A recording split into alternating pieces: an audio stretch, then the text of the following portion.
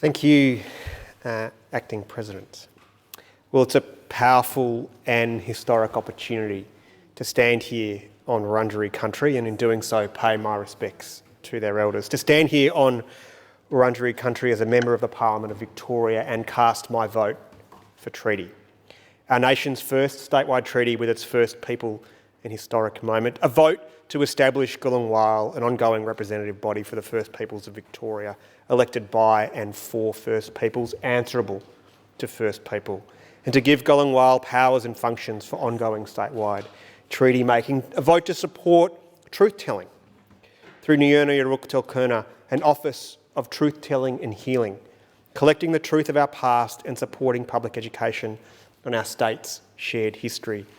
And a vote for the Nginma Nganiga Wara, an Outcomes and Justice Commission to help keep us all accountable. We've heard many times today, particularly from those who rise in opposition to this bill, talking about democracy and the Parliament. So I thought I'd start there. I thought I'd start this speech reflecting on democracy and this Parliament and our history. And particularly significant for those of us sitting here as members of this Legislative Council, a body that until 1950 used property as a qualification for its voting franchise. And that was by design. If you go back and have a look at the Select Committee report that drafted Victoria's 1855 Constitution Act, the Legislative Council, and I quote that report, should represent the education, wealth and more especially the settled interests of the country. Think about that word, settled interests. Property owners, what they then described as settlers, what now we may think of as colonisers or dispossessors. Property that was gained through the forcible dispossession of the traditional owners. Dispossession furthered by the laws that this very body then enacted. Starting with a first. Victoria, the first jurisdiction to pass laws. Here, the Aborigines Protection Act in 1869, that wrought untold damage on Aboriginal people in this state. Our first in the nation laws then had the effect of prescribing where any Aboriginal or tribe of Aborigines shall reside, set out restrictions on contracts, earnings and employment in the care, custody and education of children, and specified that bedding and clothing was, quote, only on loan and shall remain the property of Her Majesty. That's what our predecessors in this place did, and many further acts were passed in the decades that followed.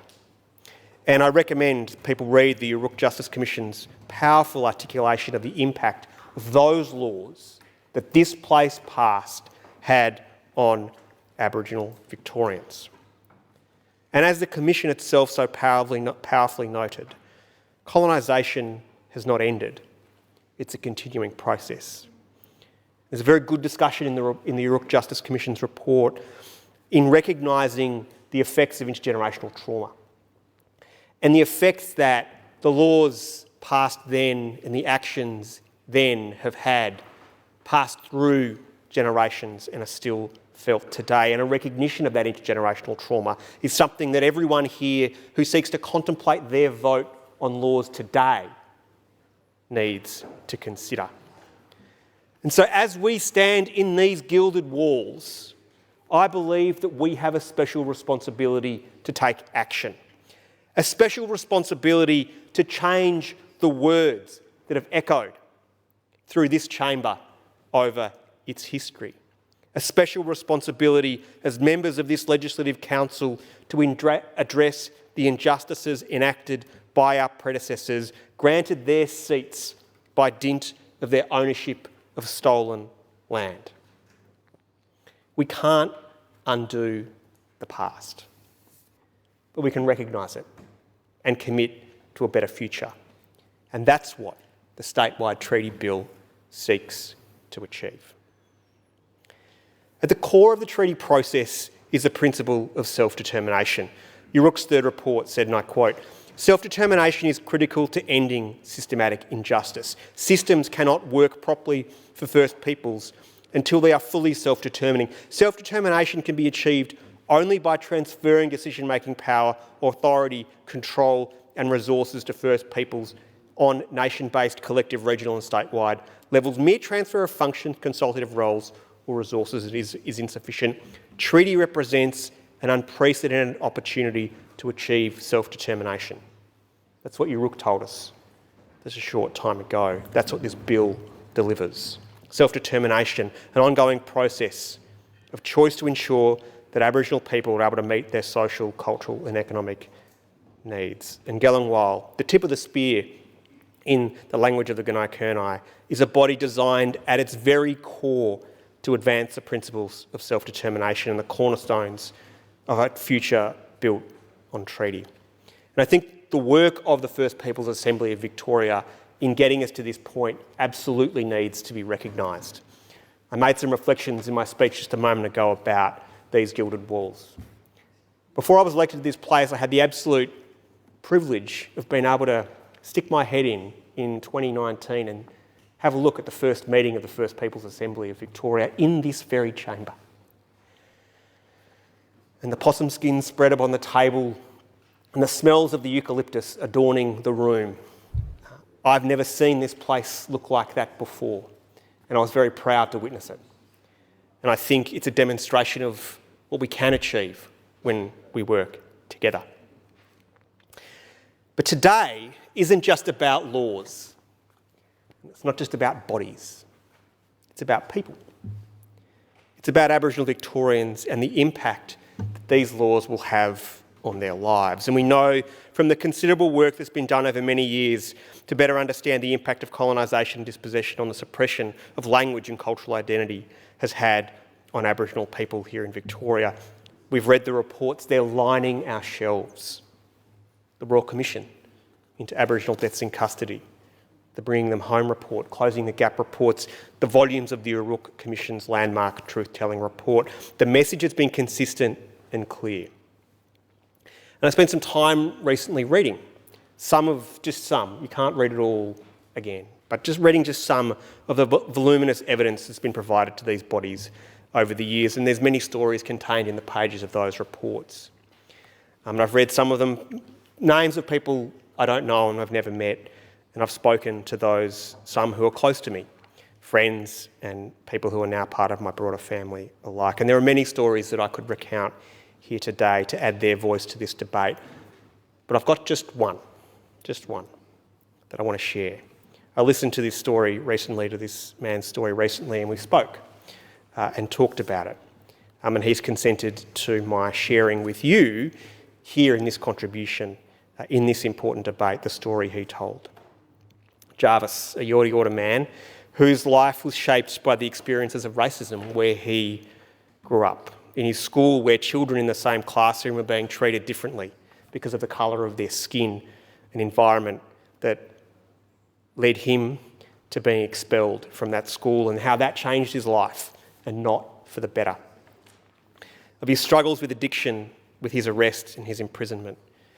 And Jarvis tells his story of being at war with the system and how at his very rock bottom he found inspiration from his family to get his life back through years of rehabilitation, of climbing personal mountains, the cultural support he received. He spoke of his healing journey.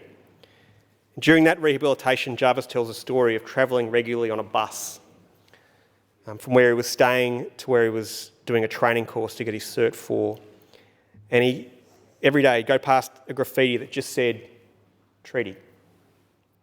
And he saw that one word from the bus every day for 6 months and thought, how can I play my part? And he describes that something was burning inside him, fueling his desire to play his part, to help his personal healing journey. So he started attending yarning circles. He began to organise his own events about treaty back in Shepparton. And these are Jarvis's words.